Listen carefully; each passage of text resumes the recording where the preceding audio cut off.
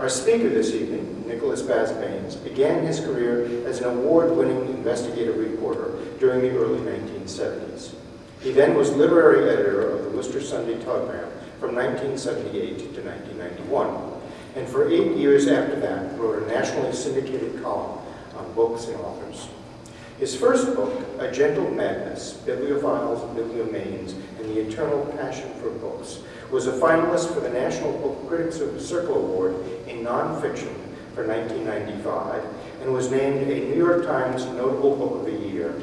Now in its 20th printing, it has recorded sales of more than 120,000 copies. In 2001, Nick Van wrote a companion volume, Patience and Fortitude, a roving chronicle of book people, book places, and book culture. Subsequent books include Among the Gently Mad, Respective Science Strategies for the Book Hunter for the 21st Century. Every book, its reader, the power of the printed word to stir the world, and Editions and Impressions. 4 years ago, he was commissioned by Yale University Press to write a centennial history of the press, A World of Letters, which was published in 2008. Last year, he also was the recipient of a National Endowment for the Humanities Fellowship in support of the book he is here tonight to talk about. It is on paper, The Everything of its 2000 History, which has just been published by Alpha Canal. In addition to his books, Basbanes has written for numerous newspapers, magazines, and journals. The New York Times, Los Angeles Times, the Washington Post, Smithsonian, Civilization, and New England Quarterly, among them. And he lectures widely on book-related subjects. In 2004, he began writing the Gently Mad column for Fine Books and Collections magazine. With his wife, Constance Basbanes, he writes a monthly review of children's books for Literary Feature Syndicate, which they established in 1993, and which appears in dozens of newspapers. Please join me in welcoming back to the AS podium, Nicholas Basbanes. Thanks so much to the American Antiquarian Society for inviting me back. I can't tell you what a pleasure it is to be in this wonderful antiquarian hall, to be standing literally beneath the shadow of old number 1, Isaiah Thomas's English Common Press that he brought here in the eve of the Revolution in 1775. I believe it's the oldest such printing press in North America. It's an inspiration. Isaiah Thomas is an inspiration. He gave me the title for my first book, A Gentle Madness. It was a quote delivered by his grandson as a eulogy when Isaiah passed away, that his grandfather had been afflicted from the earliest of ages with the gentlest of infirmities. He was a bibliomaniac. And when I saw that quote, I said, there's the title of my first book. So I'm very grateful to Isaiah, to AAS, to the city of Worcester, and in doing this particular book on paper, Isaiah, again, became very useful to me, actually essential. Zenas Crane, who was the founder of the Crane Paper Company out in Dalton, Massachusetts in 1801. Before he went out there on horseback looking for a place to establish his own identity as a papermaker, he came here to Worcester with his older brother Stephen to set up the first paper mill, actually one of the first paper mills out in this area for Isaiah Thomas. When Isaiah sold that mill to a Revolutionary War colleague, Zenas decided at the ripe old age of 22 years old that it was time to look west. And we'll talk a little bit about what Crane established. I'm sure you all know about the great Crane family. And then Isaiah is a fabulous source, not only in the history of printing in North America, but on the history of paper mills. So it's really very appropriate and very rewarding for me to be here to speak to you. I have to tell you, I'm really delighted with the nice group that has come here tonight on Monday, a cold winter, pre-winter evening. Let me just say, first of all, what the book is and what it is not, the title notwithstanding. Please note that the word everything is in italics. It's a playful use of the word everything. The book takes an everything approach to paper, but it does not purport to be everything. It's not an encyclopedia. That was my editor's choice for a subtitle. She said, you really do take in every conceivable aspect, and that I certainly do. But as a history, it is decidedly selective. I was liberated in this respect by the great Darn Hunter. I don't know if you are familiar with his work. his book published in 1941, Papermaking, The History and Technique of an Ancient Craft, is essential. It's the best. It's a classic. It can never be replicated. Also published by Knopf, but really a great liberation for me because I could never even hope to try and emulate what he did. So it liberated me in a way to go and do the book that I wanted to do and that Knopf really wanted me to do, which was to do something that would supplement it. The idea to do this book on paper began actually, it emerged, shall I say, out of a chapter in my book, A Splendor of Letters, which was published in 2003. The subtitle of that was The Permanence of Books in an Impermanent World. I have a chapter in there on the various writing surfaces that have been used through history to record our writings, to record, to become books. You know, when we think of books, we think of the conventional codex, but books have come to us in many, many forms over the past 5,000 years. As baked clay tablets in Mesopotamia, as papyrus scrolls, as carved on stone, as in China, as silk and bamboo on palm leaves. A multitude of different media materials have been used to bear information. Paper, of course, in the West for the past 500 or 600 years, even longer in the Middle East, and longer than that in China has been the medium of choice. So it just seemed as a natural thing for me to do, to take on the stuff of transmission after having written 8 previous books on every conceivable aspect of books and book culture. Why not take on paper? But then a funny thing happened, I have to tell you. Once I began to immerse myself in this subject, it took on a very compelling life of its own. Paper is a fascinating subject. It's ubiquitous. It's everywhere. It's resilient. It's strong. It's foldable. It's portable. The British Association of Paper Historians, or is in fact such a group, estimates that there are 20,000 identifiable commercial uses of paper in the world today. So when you hear this talk about the paperless society, believe me, it's a myth. Newspapers may be certainly in decline and taking on other electronic forms. Books as we know them are certainly evolving, but believe me, there are so many different uses and functions for paper, and many of which I explore in this book. I don't see it disappearing too quickly from the horizon. I'll give you a quick idea also about the structure of the book. It's important. I divided it into 3 parts of 6 chapters each. They don't have names, but they're pretty identifiable. The first part, the first 6 chapters, kind of deals with the invention and migration of paper. The invention of paper is a fascinating story. Its migration over 1,800 years from country to country to country, having an enormous social and cultural impact everywhere it went, was a very compelling subject for me to get into. As I said, the migration, it begins in Asia. It's really a proprietary craft in China for several hundred years. It moves east to Korea and into Japan. It moves west along the Silk Road into Central Asia. The Arabs learned the craft in 751 AD. We can even give you a very precise date for that. That was the year the forces of the Abbasid Caliphate met in battle with the Tang dynasty of the Chinese. The only time these two peoples ever met in battle was a territorial war.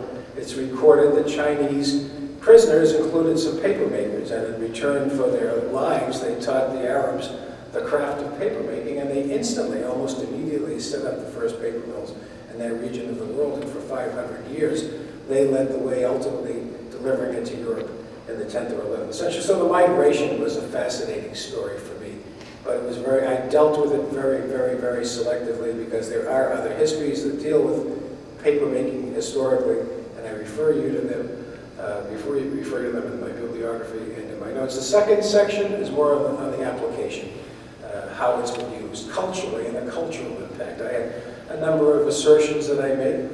I contend, well, I'll get to it when I deliver some of the slides, show you some of the slides, the application, the cultural and the practical application. And the third part, really, I have to say, is probably my favorite, the realm of the mind, where we really get into paper, the functionality of paper, and the intellect.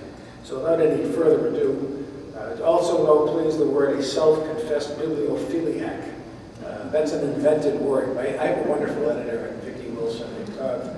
I wanted to call the book Common Bond. She said, that's a wonderful title. It's cute, but we live in an era where we cannot afford to be cute, so it's going to be on paper. I said, okay. And then I wanted to have another subtitle. She said the everything of its 2,000-year history, and then she also decided to put in red a self-confessed bibliophiliac. I said, there's no such thing as a bibliophiliac. That's an invented word. She said, well, you're not really a bibliophile, you're not really a bibliomaniac, you're both. And so that's what you're going to be. And I kind of like it because it's caught on and it gives me a wonderful line to use in my book transcript. So this is a quiz, okay? Can anyone tell me what we're looking at here? I've given this talk now about 8 times, and I haven't gotten anybody to tell me what it is. The Diamond Sutra? Who said that? Yes, sir, you got it. That's the oldest book in the world. That predates the Gutenberg Bible by more than 500 years. That is the only surviving copy of the Diamond Sutra, 868 AD, very precisely dated, found by Sir Oral Stein, a great archaeologist, explorer, brought to the British Library, British Museum in the early years of the 20th century. And it is the first book printed on paper, the oldest known book printed on paper with carved wood blocks. It's 5 sheets of paper secured together, and it was wound up in a scroll. And what you see there are 2 examples of what the Chinese regard as their 4 outstanding inventions of antiquity. Paper and printing being 2, gunpowder and the magnetic compass being the other. But as we say, it's very precisely dated 868 AD. The Chinese, by the way, have another very compelling reason for me to write about paper. Because unlike so many of the other great inventions of humanity, we can say pretty precisely, we know where it was invented, by whom, and really when. The Chinese even give you the name of a man called Cai Lun in 105 AD. Such a man presented at court the fundamentals, he articulated the fundamentals of paper making. It has been later determined that this probably developed over a period of several hundred years prior to that, but he is given credit for having invented it. It is really about a 2,000-year-old invention. So we start with that. And really the reason for my getting into this in the first place is paper, it's printing, and it's the recording of our history and our knowledge. All right, there are a few pictures in here that are here mainly because they're pretty, I have to tell you. I shot all of the photographs that are not archival. But there is a purpose. To get to the source, to begin, I'm one of these writers that has to go where the story is. And for paper, the story begins in China.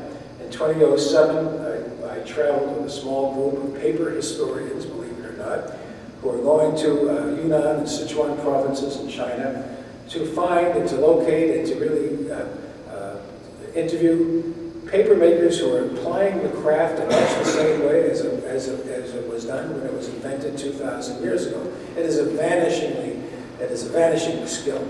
The vast majority of paper making in China today, of course, is in the modern mechanical ways, but there are still paper-making villages that you can find where you can actually see paper being made the way it was when it was invented. And this woman from Brookline, Massachusetts, a woman named Elaine Koretsky, has been doing this for 40 years. She's actually been said to be the dart hunter of her generation. She's really devoted her life to documenting authentic paper-making techniques. And she invited me to go along on this trip, and so for 3 weeks, we traveled along the old Burma Road in China and then north up to Sichuan provinces to find some of these places. So that's the Burma Road as it looks like today. Those mountains in the background, those of you familiar with World War II history, flying the hump from India into China, into Kunming, bringing supplies for the nationalist troops. Down below is the old Burma Road. But the new one up top there is the one that was being built. It's a 3,000-mile expressway from Beijing to Mumbai in India. So we did a lot of traveling on that. But you see the new China, the old China, in one very striking photograph. When we went, however, the old way is still predominating.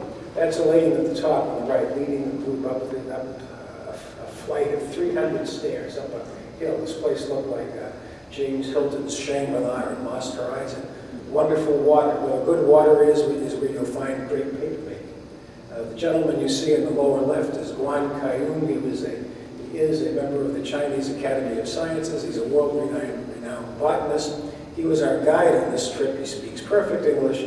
And he said he wanted to come along because he also wanted to see paper making being done in ways that he was certain would no longer be in existence in a generation or two.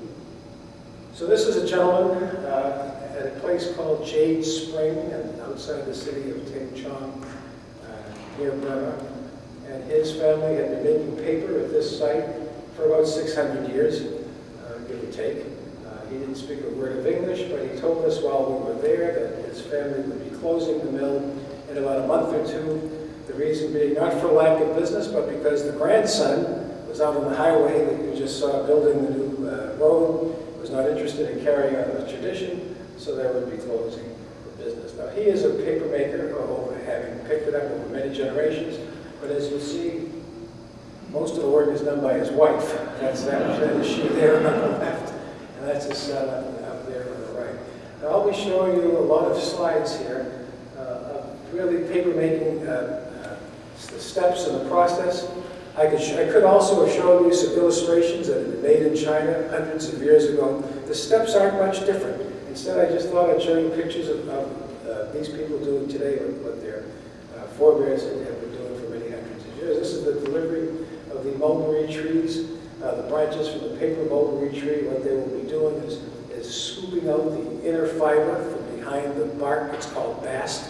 It's a one-syllable word. It was brand new to me. A person my age and a writer, you think I know the word bast. I didn't. It was brand new, but it's that fibrous white material that you scoop out of the inner bark of the tree and you pound into a pulp. That's also very essential to paper making. I wanted to call the book Common Bond. I said that. It has 3 layers of meaning because the miracle of paper making is hydrogen bonding. What makes it so unique, what makes it so special is that there is a quality in all cellulosic fiber that allows fibers to attach to each other through the hydrogen and oxygen atoms that are contained in single units. And when you pass this pulp through a sieve mixed in water, the film that is left is a sheet of paper. That's what the Chinese discovered. What I love about that is there was nothing inevitable about it. They took great perception to figure this out. Pound this vegetative matter into a pulp, expose the fibers, mix it up in great quantities of water. Then you screen it through a sieve, and the resulting film will form a sheet of paper. That was the invention, and it hasn't changed at all in 2,000 years. So here's the fiber being delivered. When we arrived at this particular site, Elaine shouted. She'd been doing this for 40 years, but she'd never seen them cooking. She said, they're cooking. She'd never seen them before. They only do it 2 or 3 days a month. There's a lot of the fiber, the bast material I was telling you, it's soaking. Here's a woman. This is back in the Jade Spring mill. In this particular village, they brush the sheets onto these brick walls. They are allowed to dry in the sun. And other places, they're brushed onto heated metal plates. These are scenes of various paper makers taking a break. Everybody smokes in China, by the way. You never see anyone without a cigarette. This is a certain kind of paper called Dongba paper. It's made by an ethnic group called the Naxi people. They're recognized as a minority group in China. They've been making paper the same way for over 1,000 years. They use a particular herb, which we were told, and I have it in the book. It's a long Latin phrase, and I wouldn't attempt to pronounce it. But it's really used to make archival documents. The thing about this herb is that it's poisonous to humans, it's poisonous to insects. It's still used to purge livestock of parasites. I bought some examples of it. I asked Juan if it would be all right. He said, just don't lick it, okay?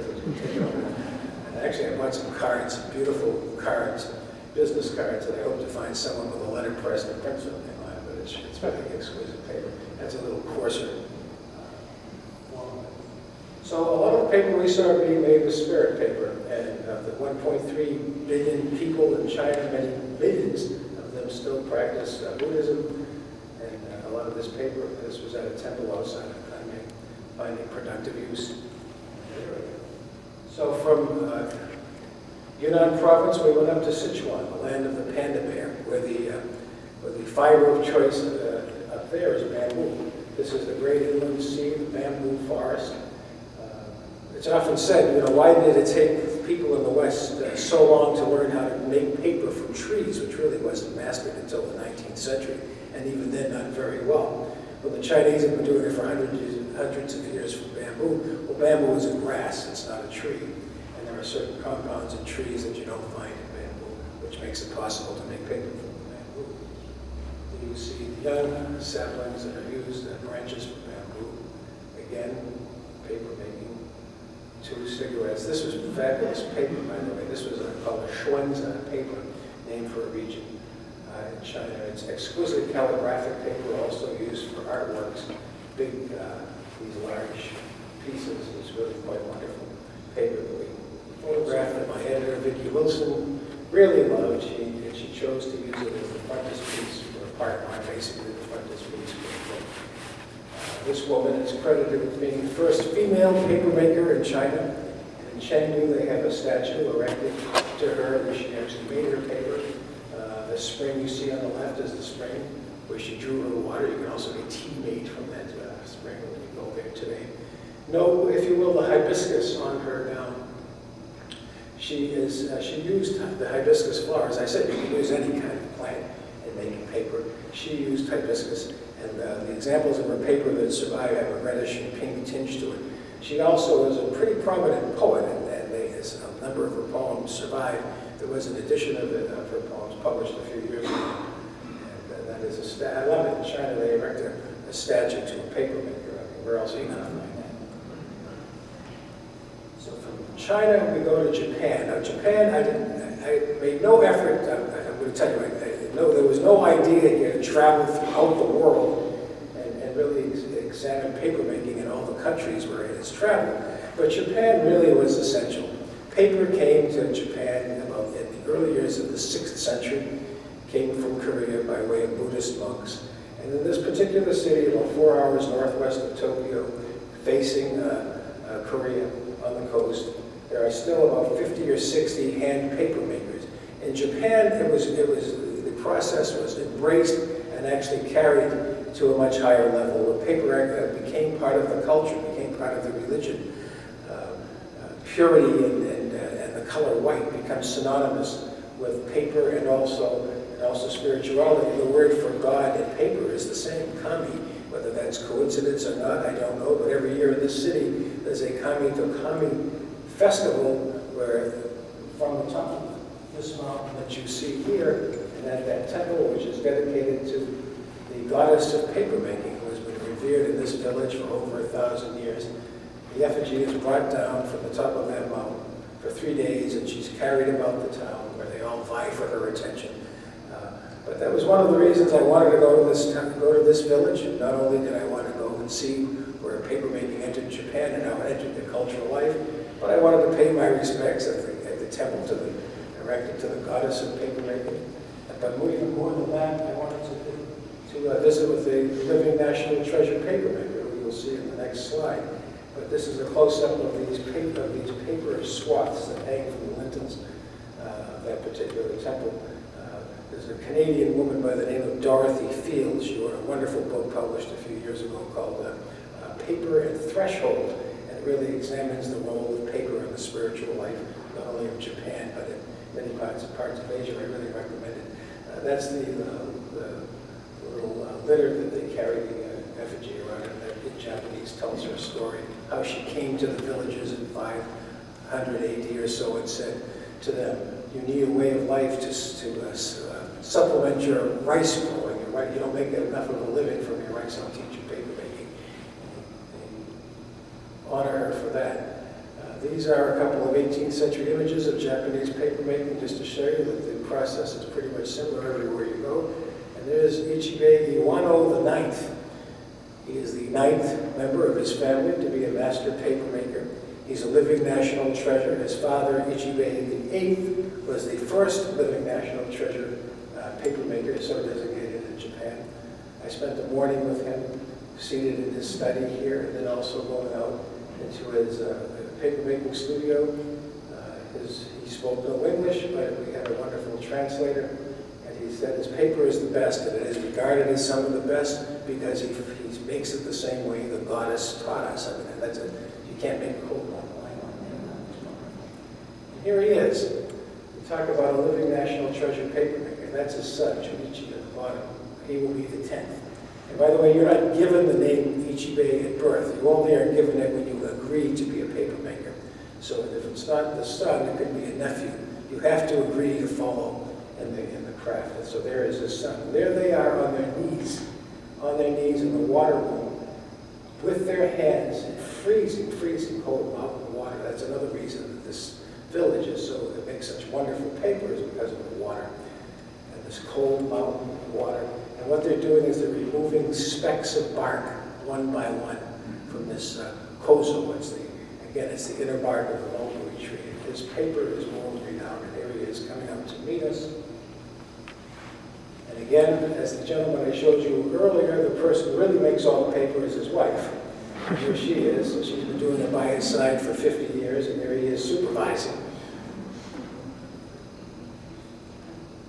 And he took me into the room where he stores the paper, and Japanese paper, if you don't know anything about it, it's remarkably strong. It's really used in preservation and conservation. He gave me a sheet, and he told me, tear it.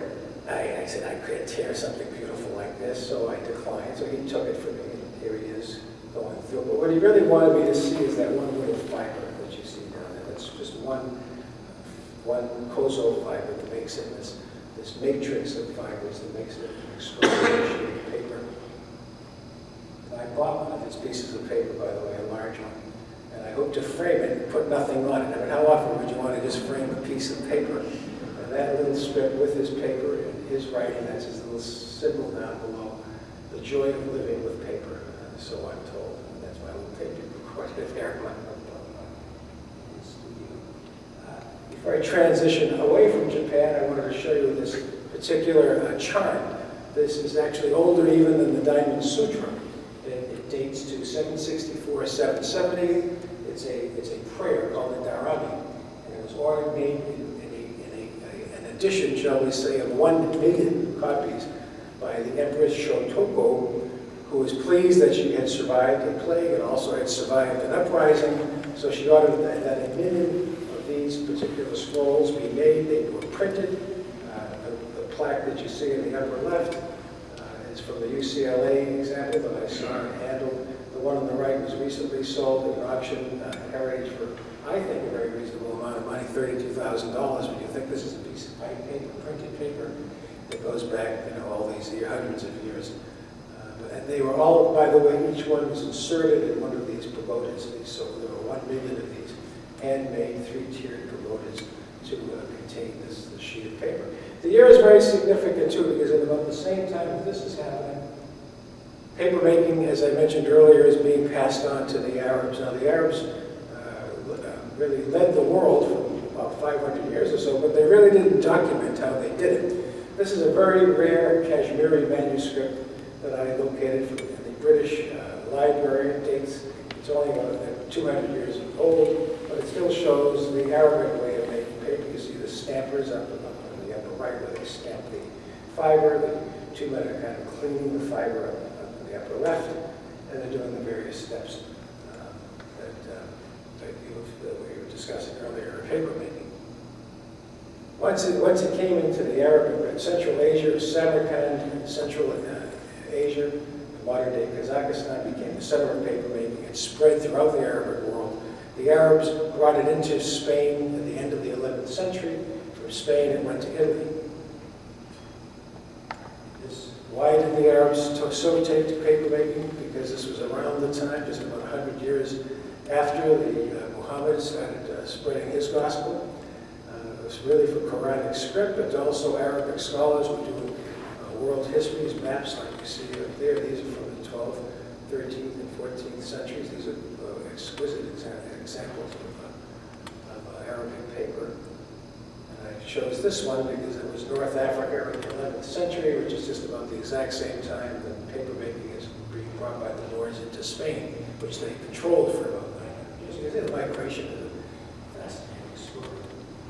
So here's a famous illustration of a medieval city, the Nuremberg Chronicle, the last great history of the world to be published, to be printed before knowledge of Christopher Columbus's landing in North America was announced, so it has no mention of North America. This particular illustration of the city of Nuremberg shows a paper mill on the wall right. That's the inset up above, and that's the mill of Ullmann Stromer, which was established in Germany in 1390. 1390, Stromo was an entrepreneur, and he brought some Italian paper making. So this is the first paper mill established north of the Alps. He had quite a bit of trouble with these Italian workers. They basically wanted to take over his shop and bring their own people in. He had them arrested, locked in a room for 4 days until they saw the errors of the ways. He recorded all of this, by the way, in a notebook. He became very prosperous. It was very significant also about the year 1390. Think about that. Papermaking comes to Germany in 1390. 60 years later, Johann Gutenberg sees merit in developing movable metal type. There would be no printing in Europe, I believe. I think it's fairly obvious if there hadn't been paper. He did print, of course, some Bibles on parchment, animal skin, but I think it's been estimated you would need 260 sheep for every one edition of every one copy of the Gutenberg Bible on parchment. So paper really made for a very reasonable move to printing and a reason to establish printing. And as we know, it just swept Europe in 50 years and really allowed for the transformation of Europe to take place. I'm going to go very quickly. So in my selective history, I deal very concisely with the European experience, again, because it has been written about so extensively elsewhere. But I do use a lot of illustrations. Now, I would have chosen for my cover that Joestam Book of Trades illustration from the 1500s at the left. But my editor wanted plain paper, just a sheet of paper on the cover. I think, again, she was right. 1607 on the right, that's the earliest European illustration of a stamping mill in Europe. You just see these illustrations in Diderot, and in Berlin, and they go through various, you see various paper-making techniques in Europe. That's also from Diderot. That's a very famous book. Dart Hunter said that's the rarest, most important book in the history of paper, and it dates to the 1760s. Jacob Christian Schaefer, it's 6 volumes. This is Dart Hunter's copy, which I examined in Atlanta, Georgia. I also examined the copies at the Houghton Library. What he did, because we were talking about fiber, the fiber that's necessary to make paper, really for hundreds and hundreds of years in the Middle East and in Europe, all paper was made from rags. It's the only manufactured product I could think of that really relied on the detritus of another manufactured product, which was rags. Rags still make the best paper. It's pure cellulose. Cellulose cotton is the purest form of cellulose that makes for the best paper. You say rag paper, it's the best paper. But what Schaefer did is he experimented with about 80 different kinds of vegetable matter. He made his own paper, and in each one of these books he tipped in examples of his craft. It's really a tour de force, and it was really quite a pleasure to examine 2 sets of these books. But you can really see how the need for a new fiber was developing. And I love these 2 particular pieces of text that both have got a little water in them. They both date to 1801. The broadside on the left is actually issued here in Worcester. Zenas Crane, who was establishing this new mill. Those are his 2 investors who he later would buy out. He's a very thrifty man, but he's saying, ladies, save your rags. You know, we are forming a new mill here in Western Massachusetts, and we need your rags. We'll give you a good price. At the same time, in England, a man named Matthias Coops, he's doing this historical account of the various substances used to make paper. What this really is a pitch for financial support. He wants to start a new factory. If you can see the fine print there, this is the first book printed entirely with paper made from straw, and that's why it actually has that yellow color. And when I examined the copy of the Houghton Library, it had that wonderful color, but what really amazed me more than anything else when I opened it after 200 years was that smell of fresh cut grass. But here you have, again, this mad desire to find new sources of fiber to make paper, both being issued in the same year. So when we talk about rags and the cultural impact, this is from Harper's Weekly, 1870, self-explanatory. It is a rag paper. There are more rag papers selling their material. Again, Harper's Weekly at about the same time. So to switch, again, we talk about fiber. This is a mill. I went to 4 modern commercial mills for this book. I could have done a bunch of others, but I thought 4 would be fine. Crane Paper out of Western Massachusetts, 7 generations, family ownership. They make all of the paper for American currency. They've been doing so since 1879. They've never used a tree to make a piece of paper. They use 75% cotton, 25% flax for their currency paper. Their stationery paper is world renowned. So they claim, and they're very proud of the fact that they're tree-free. Now this, as you can see, this is a mill in New Jersey across the Hudson River. Basically all of the paper that's gathered in the office buildings and put on those plastic bins go to this Markel plant where they make about 1 million rolls of toilet paper a day. Yes, I do have a chapter in the book called One and Done. I talk about hygiene. I talk about really aspects of our cultural and social life that I think are essential when it comes to certain paper products.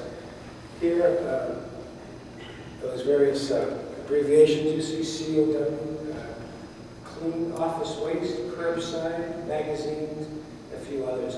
They gather it, they separate it, and they make it into not only toilet paper, but kitchen towels. I asked the fellow who showed me around, I said, do you know who got the contract to pulp the O.J. Simpson book? Remember that book, that horrible book that was denounced, and they decided to destroy they said 400,000 copies? So I wondered who got the contract for this thing. He said, well, it wasn't us. But we figured it out. If they weighed about 2 pounds, they could have made X number of tons of pulp. They said that would have been about a day's supply of toilet paper, about 1 million rolls. And I said, what a good life, what a good end for that particular book. So if you wonder what happened to it, so we go to wood chips. This is the Glatfelter plant in Spring Grove, Pennsylvania. And I'll bet very few of you ever heard of the company P.J. Glatfelter, P.H. Glatfelter, excuse me. It's a $1.6 billion a year company. The reason we've never heard of it, it's a 5-generation company, is because they've never sold anything to the general public. 15 years ago, they were a $500 million a year company. You might think that's a lot of money. I think it is. The reason they were able to triple their sales when other paper-making companies were going down is they chose to diversify. What you see here is the wood yard. I wanted to go to a mill and see trees come in one end and paper go out the other. This is a fully integrated plant, and what you see are those wood chips that are being processed out back, and go up that big assembly line up to that batch digester, and through various formulations, they, by their own estimate, make products for 1,000 different, they make paper for 1,000 different products. They make 85% of the paper used for tea bags in the world. 85% or so of all the paper used for postage stamps.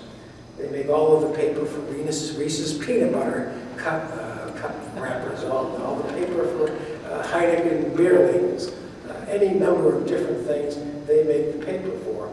And what they decided to do, and the reason they were able to triple their business while other companies were contracting or being bought out, International Paper, by the way, is a $26 billion a year company. So when you say 1.6 billion, that's big, but it's 26 is a lot larger.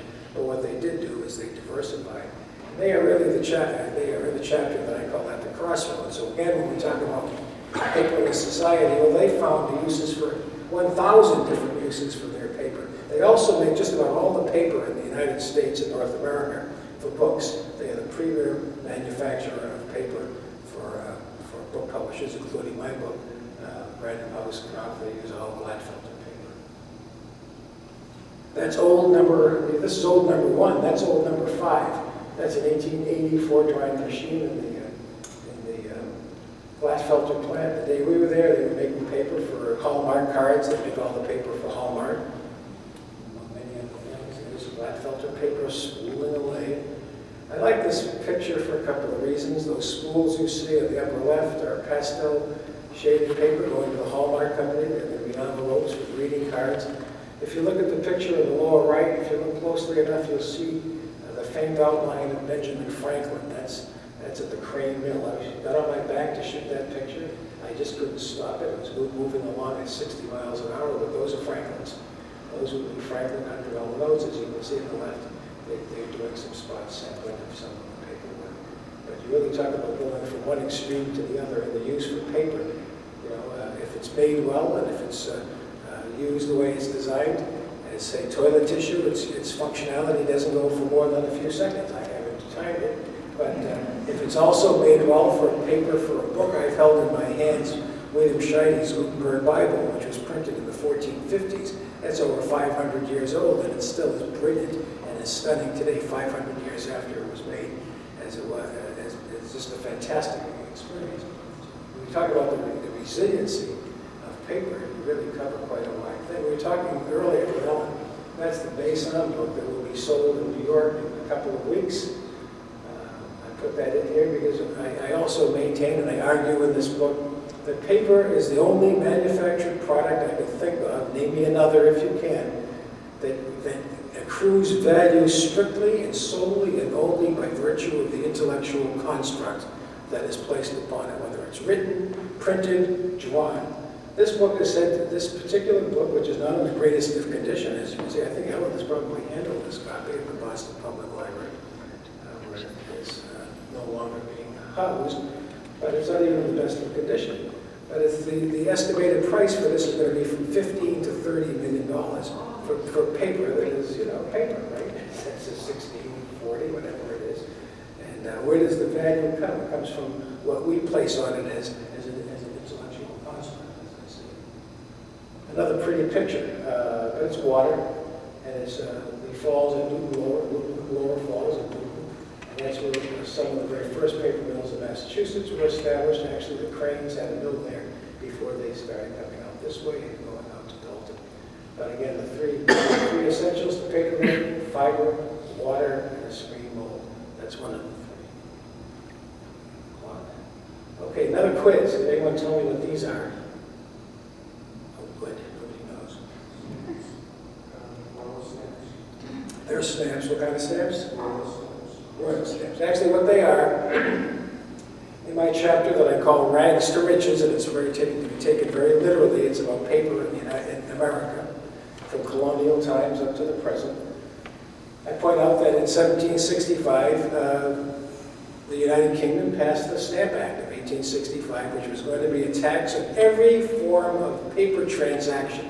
To illustrate just how important paper had become in the colonies, you know, you realize that if you wanted to have a marriage license or death, or file a death certificate, a birth certificate, if you wanted to record a property transaction, if you wanted to have a bill of lading, there was going to be a tax assessed on every one of those things. Actually, pretty much the way it is today. And these are examples that were cut. The paper was made in England. It was embossed there. It's like a blind stamp. It's not a color stamp. That's why it looks dull. And these are very, very rare. They're very scarce. These are examples that were collected by the great Jeremy Belknap, who founded the Massachusetts Historical Society. As Peter Trummey, the librarian there, said, Peter said that Jeremy Belknap, like Isaiah Thomas, got it. He understood from the beginning the things that were important to say, because you can't find any of these. I saw some at the Library Company of Philadelphia. I understand that there are some at the National Archives in the UK, but otherwise they basically disappeared. They're either destroyed by angry colonists, or they were sent back to England. They were repurposed. But the Stamp Act never went into effect, as Arthur Schlesinger Sr. wrote. This was the opening act of America. It was actually the 10-year run-up to the Declaration of Independence. Was it paper? Was it paper that really began the path to independence? Who can say? But it certainly played a very major role, and so I do write about it